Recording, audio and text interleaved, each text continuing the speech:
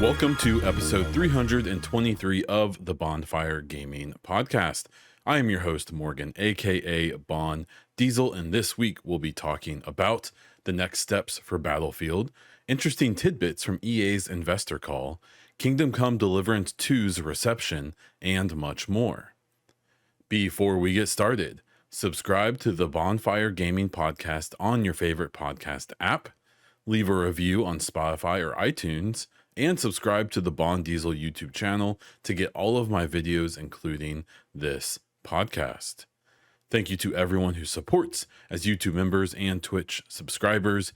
If you're interested in supporting the show and all of my other content, please check out the links in the show description. You can now leave a comment on the Spotify video, leave a comment on the YouTube video, or join my Discord to chat with other listeners about all of this news and more. Let's get into the gaming news, and we'll start off with the main story. Battlefield Labs has been unveiled. So we had a trailer come out in the middle of the week. The Battlefield account came out and said, like, hey, we have something to announce tomorrow. And then tomorrow came, I believe it was on Thursday, and they had this quick trailer. It was really cool. It was almost like one of the like Xbox developer directs, where it was a huge focus on studio. So it was talking about how currently there's 4 studios working on the next Battlefield game. Obviously DICE, Ripple Effect, which I think has only ever worked on Battlefield games. I think it's basically a support studio for DICE. Criterion, who's the old Need for Speed studio that has done a lot of support on Battlefield games for the last like 10 years, I think. As well as EA Motive was the other one, which for my BioWare Mass Effect listeners should sound familiar, and we're going to talk more about that. The whole thing, it was also Vince Zampella's first chance to really, I feel like, talk a lot about this project. If you don't know, Vince Zampella used to be the head of Respawn, the Titanfall games, Jedi games, Apex Legends. Came over, was assigned to basically be in charge of this Battlefield Studios project. He's the head of the Battlefield IP, and that's really exciting because has a pretty good track record. And what's so cool about it is that these studios aren't permanently on Battlefield. We know that Criterion, there's an article came out this week talking about how they'll get back to Need for Speed eventually, but for now they're helping with Battlefield. And EA Motive is currently working on their own IP. They're working on an Iron Man game, and they've worked on other things like the Dragon Age, the Veilguard game. So I assume Ripple Effect and DICE are going to be the 2 studios that will be like the permanent structures there. And I am willing to bet we'll see Criterion drop off and either support other games or go back to a Need for Speed game. We'll see EA Motive, I think almost certainly is going to be helping out with the next Mass Effect game, after they're done with Battlefield, I would imagine. But it was just cool to see it like laid out. And how it's working. And they went to each studio and talked to people there. And I thought that was really neat. And then they showed off this whole initiative of Battlefield Labs. The whole idea is that we're going to have, there's been rumors for months, if not maybe almost a year at this point, that they've been doing like really big tests for the next Battlefield game with friends and family and devs and EA. Just if you were an EA dev, apparently you could do this. And they've been trying to get a lot of feedback. Now they're opening it up to the public. I would interpret this as basically maybe like a more of like a true beta test, where most beta tests nowadays for video games are just demos. The only real beta tests anymore are early access, and even then many early access games basically become a full release without the pomp and circumstance. Escape from Tarkov is a good example of a game that's been out for like 6 years or something in early access, and it's supposed to hit 1.0 soon, but it's basically hit 1.0 already for all intents and purposes, especially because that game has probably peaked in popularity probably a couple years ago, even though it's still not actually out yet. But I digress. This Battlefield Labs thing seems like a really good idea. Battlefield 2042 was their last big title. It released in really rough shape. I would argue that within 3 to 6 months, they got it into playable shape, and I started playing quite a bit of it around that time. And then at this point, it's just a Battlefield game. Like, there's definitely some stuff that's left over from the mistakes they made early in development, it seems, or the early intent behind the game, which wasn't for it just to be a regular Battlefield game. It's pretty obvious. And we've also seen stories about that. Um, Basically, it seems like they're trying to avoid that in multiple ways. So by doing this really intentional, huge amounts of testing and stuff, gameplay wise, it seems like they're trying to get that dialed in before it's actually released. And then there's also like the aesthetic part of it, where from the preview, from this trailer we saw at the end, there was like 10 seconds of gameplay, and it's going back to that you're just a dude with a helmet and a flak jacket and a gun. I believe they're bringing back like the loadouts instead of the specializations, and having kind of like the player classes of like medic, assault, recon, things like that. And that's for the best. 2042 was obviously supposed to be something different, probably up until fairly late in development. They have an extraction mode that is still technically in the game. I can't imagine there's anyone playing it at this point, but they definitely seems like they were trying to pick up on the Escape from Tarkov, or that's really the big one, but like Hunt Showdown and things like that. And then it also seems like that sometime late in development, they abandoned that because that mode on release and to this day is completely featureless and unfinished. But so was the multiplayer. There weren't very many maps. There still aren't like a ton of guns. They've added more, but it's not ideal, I still think.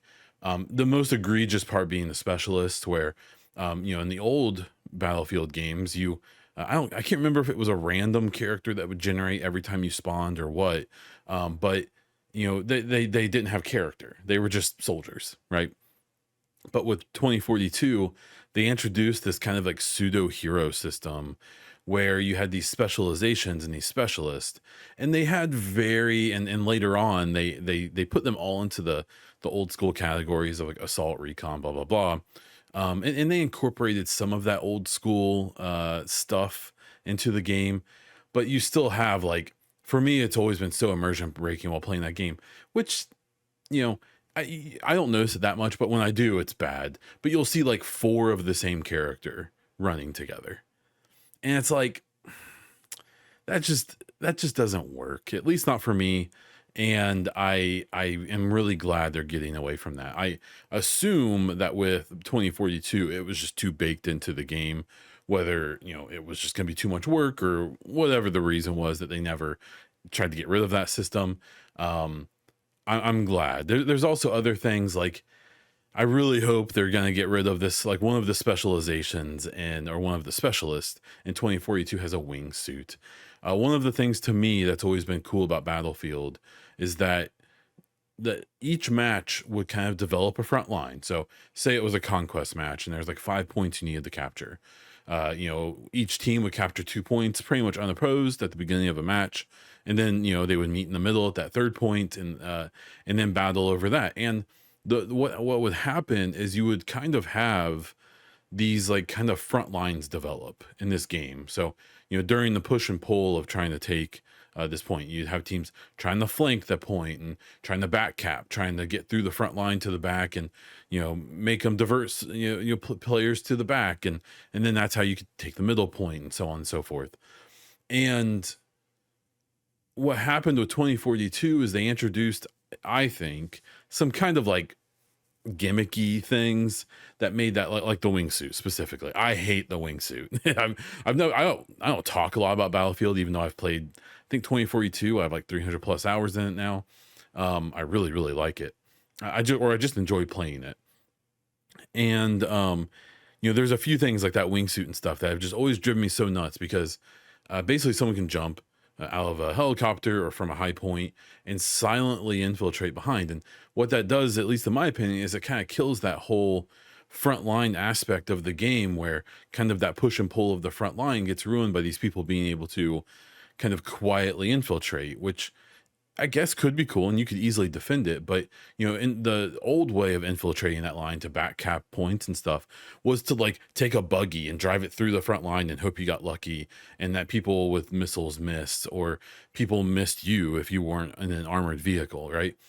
And I just hope that the changes they're making goes back and kind of gets back to some of that old school gameplay that at least I always came to Battlefield for, as well as the crazy moments and the epic, like taking out. If you've ever paid attention to my YouTube, I've probably got a half dozen shorts on there of me just doing helicopter and airplane rocket shots. I love it's one of my favorite things to do in any game, and I'm pretty good at it in Battlefield. I love taking out airborne vehicles with an unguided rocket launcher, just being able to just to line up the angle and hit it. It's so cool, and I've posted quite a few highlights of that.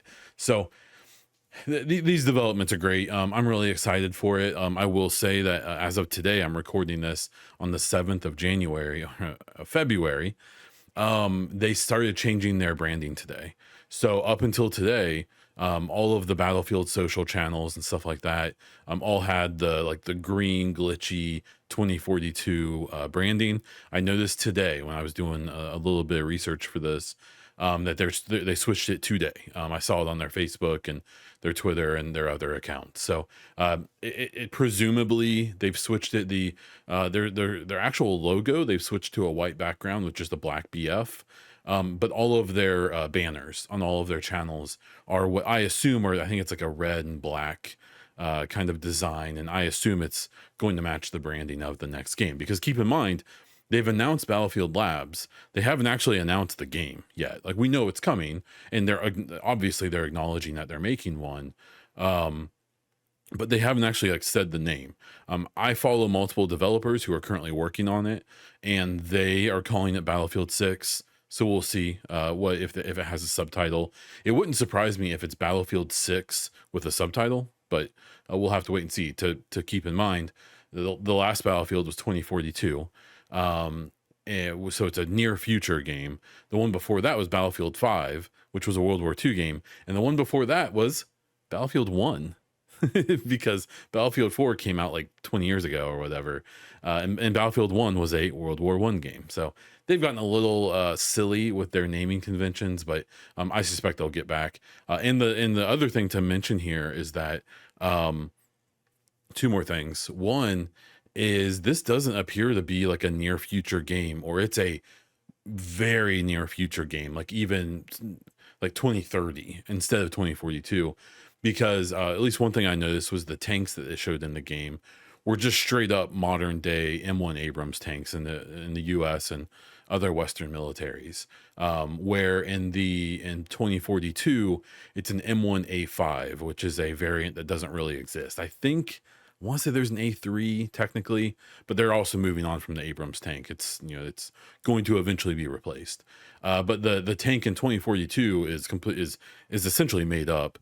Where the one that we saw in the footage of this Battlefield Labs presentation was just straight up. It looked like an M1A2, a modern day tank. So we'll see. We'll learn more about that. Actually, there were three more things. The second thing is that there is a single player coming. So I've seen multiple people that came from the BioWare team. If you watch the podcast last week or check out my social channels or just pay attention to things yourself, you'll know that a bunch of BioWare devs got removed from that studio and placed with other studios.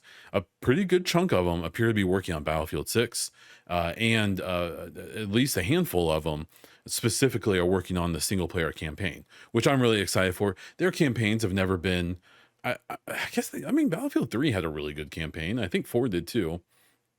I can't remember them exactly, but I think they're better than they were given credit for. But obviously, people are playing Battlefield to play the single player, or the multiplayer. So, and then the final thing is, during the EA investor call for Q3 fiscal year 2025, which I'm going to talk about next, Andrew Wilson, the CEO of EA, did say that their intention is for Battlefield 6 to come out before the end of the next fiscal year, which their fiscal year ends. It's April to March. And so that means that sometime between this April and next March, they will anticipate Battlefield 6 coming out.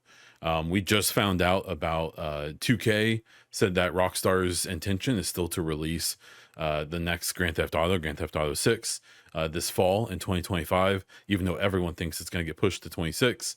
Um, it's everyone's going to avoid that. So if Grand Theft Auto 6 comes out in August, I bet you will see that slate pretty clean for the rest of the only platform I think that will release games still will be you'll see a bunch of PC games come out still, because we don't anticipate Grand Theft Auto 6 on PC for a while. And you'll still see Nintendo, because Nintendo don't care. Probably in July-ish, they're going to have a new hardware system anyways, which may have Battlefield 6 on it for all we know, and Grand Theft Auto 6. They'll release games in August. Nintendo doesn't care. They know who their audience is. So I'm going to bet that we see Battlefield 6 either the winter, like December, so it can be everyone's like stay home and play game when it gets cold, or I could see it come in early 2026. I just it feels like a game that should be like a late summer game to me. But if it's going to be competing with Grand Theft Auto, even though they're different genres, different literally everything, I still think that any like multi-platform game, I think, is going to try to avoid Grand Theft Auto, at least for a little while. So Battlefield Labs looks super cool. Battlefield 6 looks like they're going back to the roots. I'm really excited about that. I can't wait. Moving on to some other stories, I have the EA investor call Q3 fiscal year 2025. I never thought, I feel like I always cover this at least a little, because there tend to be some bits and pieces that come out. This one wasn't that exciting. I was mostly listening to see if they were going to talk or give more details about Dragon Age the Veilguard, and they did to a point. What was interesting was at the beginning of the call, Andrew Wilson, again, the CEO of EA, who's been rumored that he may end up going to Disney. So we'll have to see what happens there. A lot of people hate Andrew Wilson, and if you're a Skill Up fan, you'll remember his old the loot box video where he ripped into Andrew Wilson pretty hard. I'm assuming there's a personal connection there where they're both Australian, so I assume there was some personal annoyance that was going on back then. That was like 10 years ago, or probably less, but it felt like 10 years ago.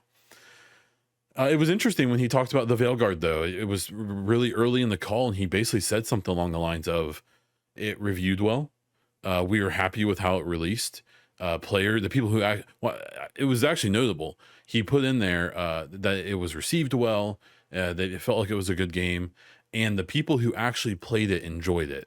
And I feel like that's definitely a reference, and probably them acknowledging that a bunch of these like weird, like gooner, grifter idiots, while they are extremely vocal minorities, extremely minority, that being the key word, very few people, they're loud, and they probably do affect, sales and stuff, at least a little, or at least the perception of a game, which then can hurt sales and things like that, especially because there was so much credence given to those people from traditional games media and stuff like that. It's, for every story they ran about the actual game, I felt like they ran two stories about the grifters who were complaining about it.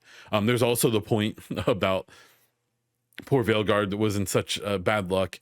It seemed like EA had made like a big deal with Game Informer to do most of the coverage of the game, to the point where I remember multiple stories a week after the announcement that were Game Informer interviews and previews and all that. And then Game Informer shut down, and all of that disappeared from the internet. They didn't like leave an archive up of their articles. They deleted them all. So a bunch of this preview, a bunch of the press that Veilguard got early in its announcement, a few months before release, all just disappeared. To a pretty big audience. I mean, Game Informer obviously went away because for various reasons. It's association with GameStop, and I assume print subscriptions just aren't as popular as they once were. But it probably hurt the game when that shut down. I can almost guarantee it. So Andrew Wilson talked about how it was received, but then specified that it just didn't seem to find an audience.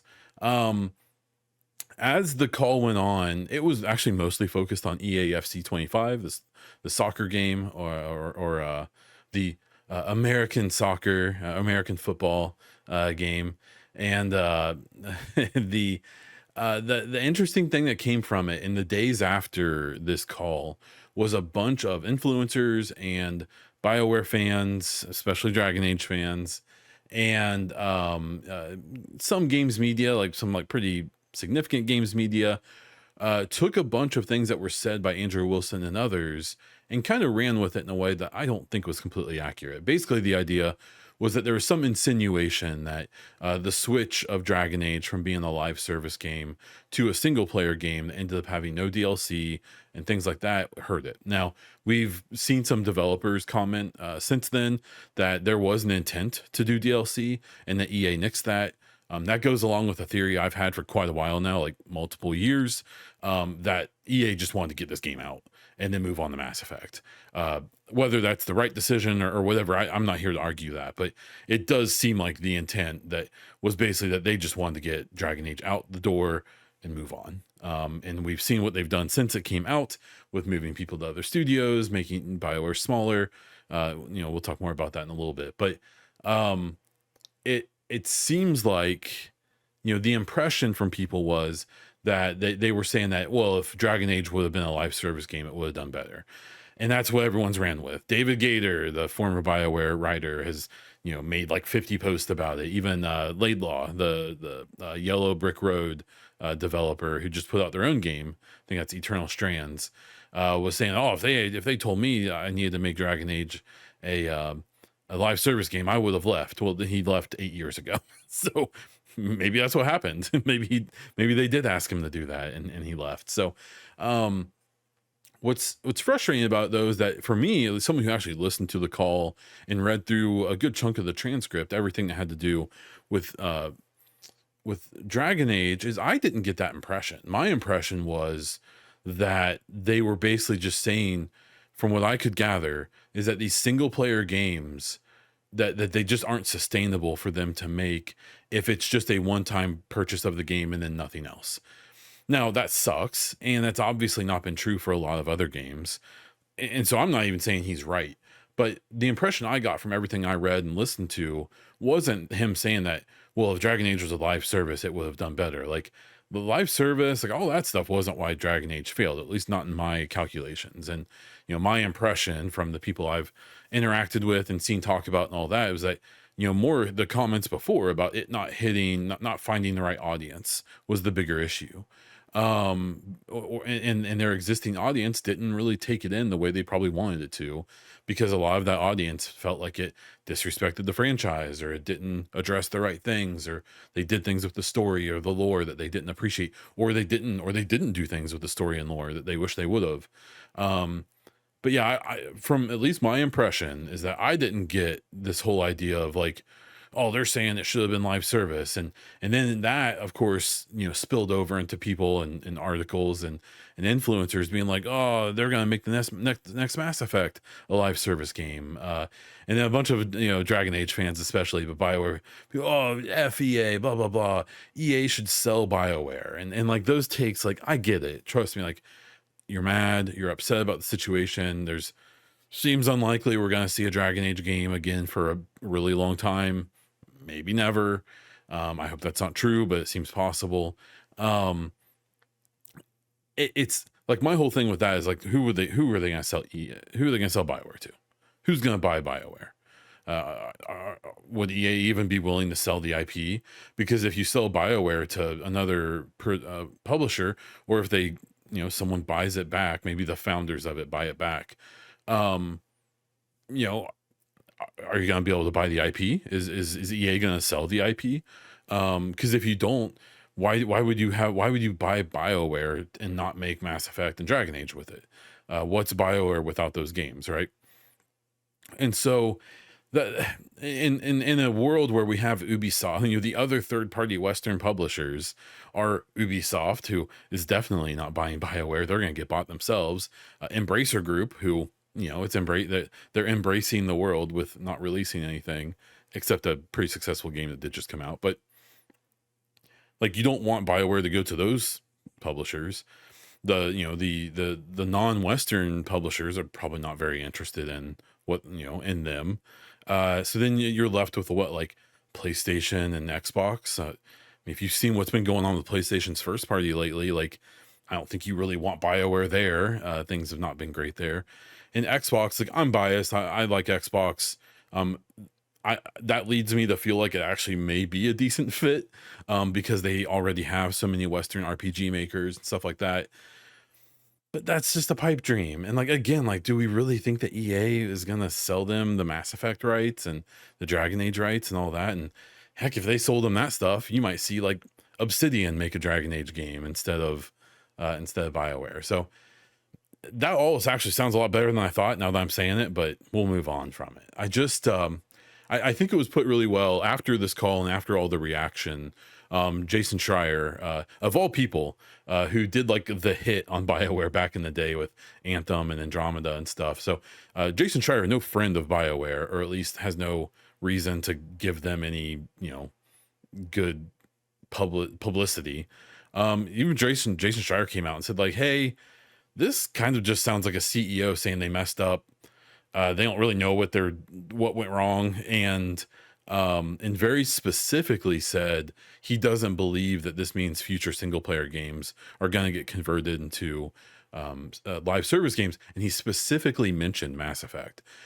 Just from a Mass Effect like obsessed person, content wise, that was interesting to me because, like I said, Jason Schreier has no favors to do BioWare. But him speaking on Mass Effect in general with no skepticism, like a lot of the people you've been seeing in the last couple of weeks of people like, well, Mass Effect, if it even comes, and I would fully expect Jason Schreier to express that opinion if he was worried about it, and he didn't.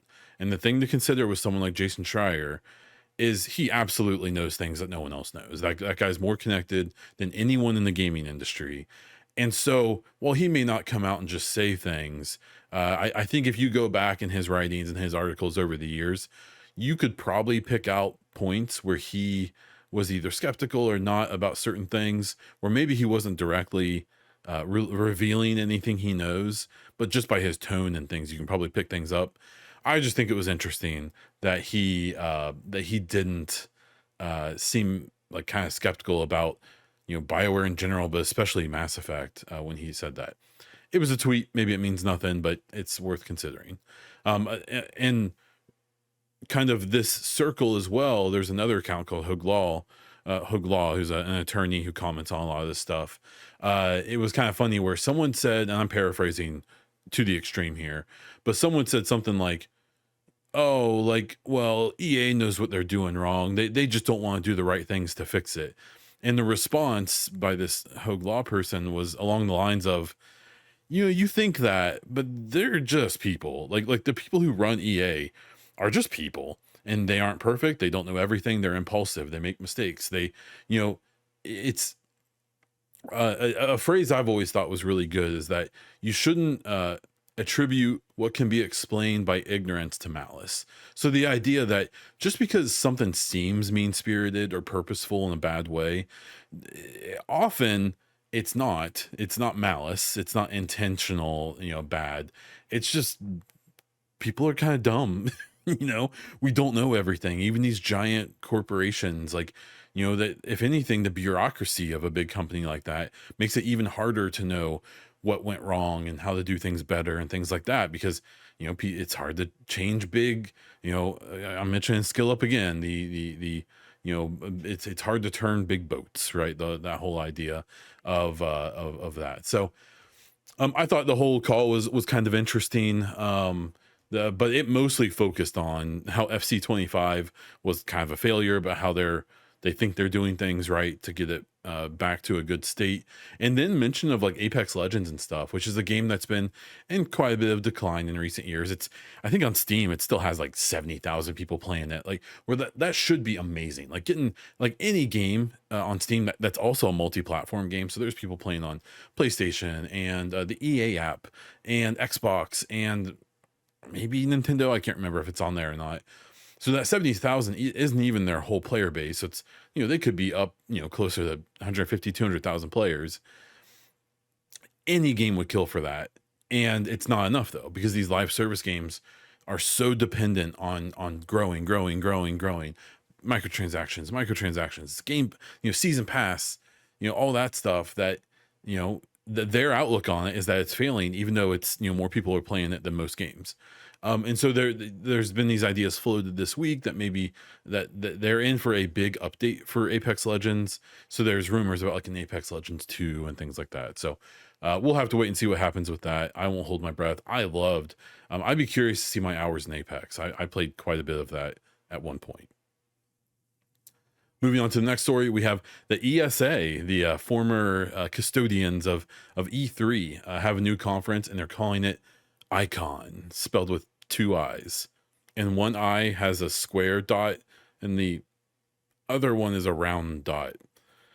So that's a thing. This is not E3. It is invite only, and the impression is that it's going to be for gaming executives only. I've seen, it looks like supposedly executives from Xbox, PlayStation, all the big players are supposedly going to be there. We'll see if that's true or not.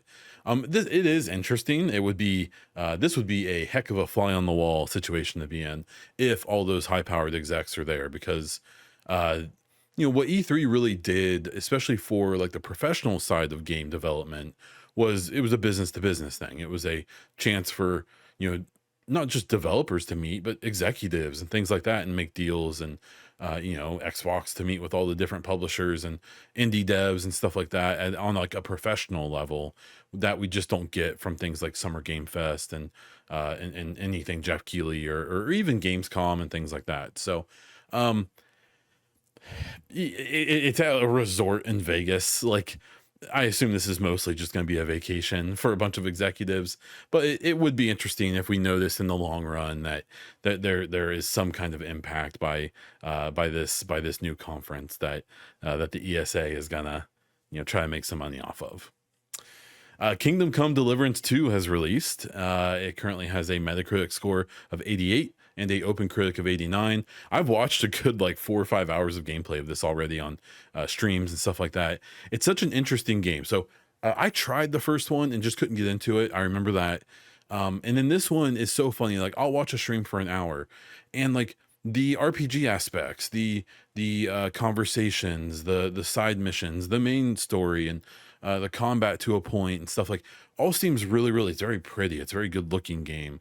And it's a good looking game it's on the CryEngine, which is like relatively modern. It's been updated, obviously.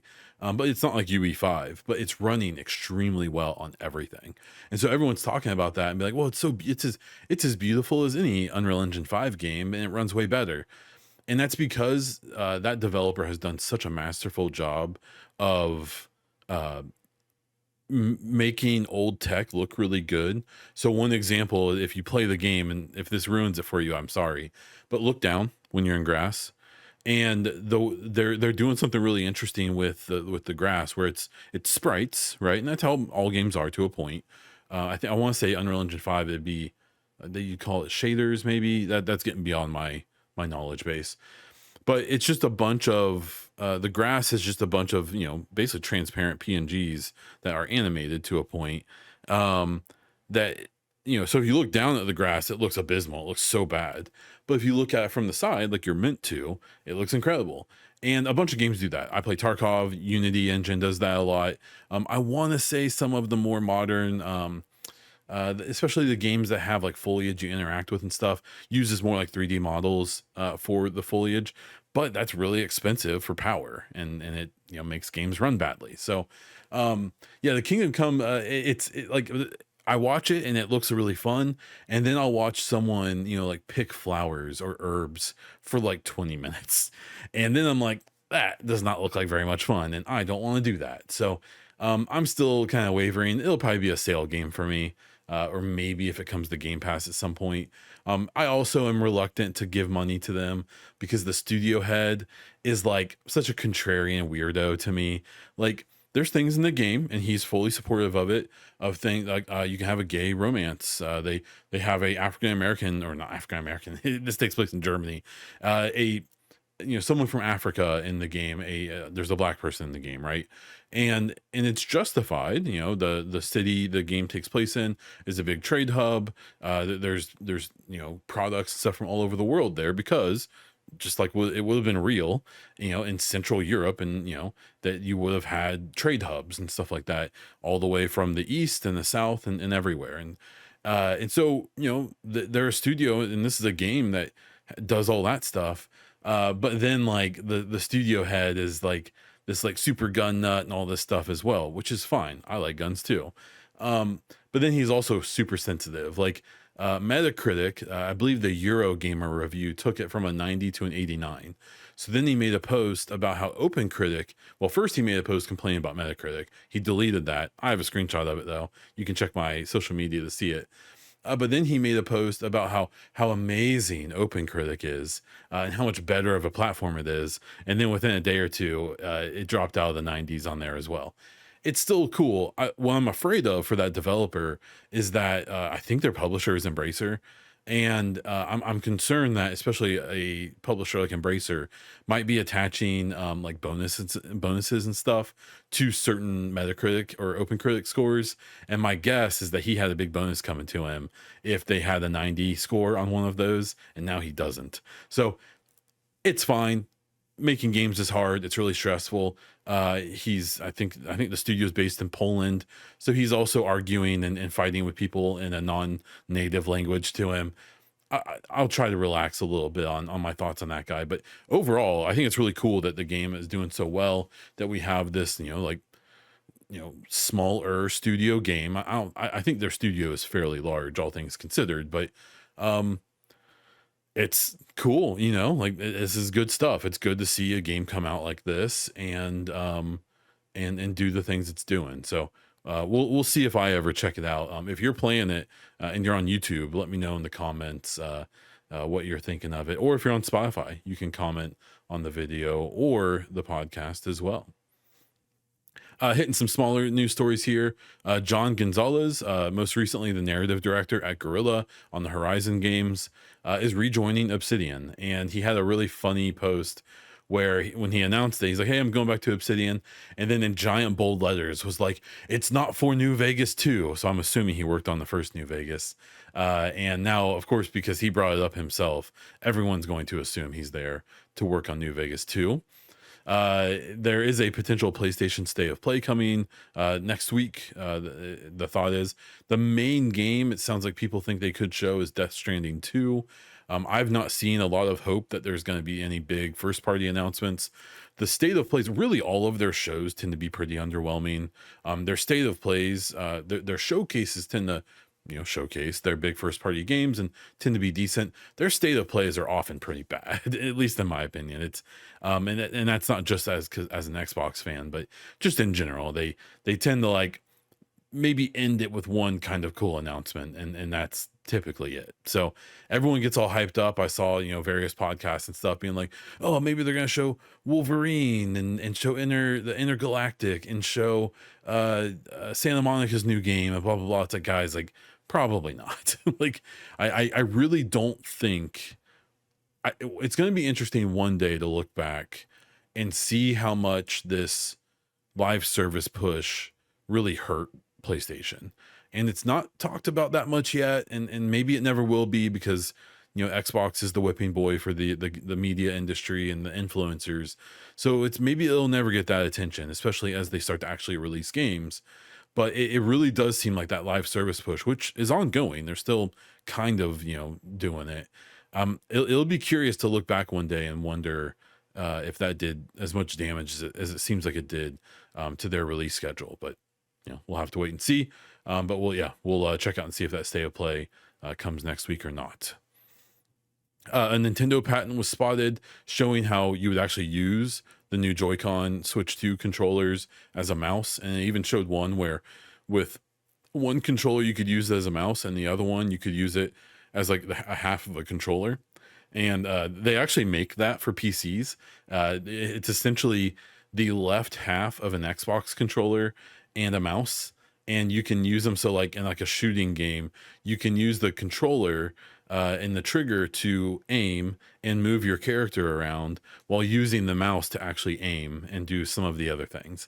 I would be curious to try something like that, and I assume you could probably do that with a controller and a mouse in theory. we'll see. Nintendo is like gimmick city, and half the things that they try like that end up not hardly ever being used.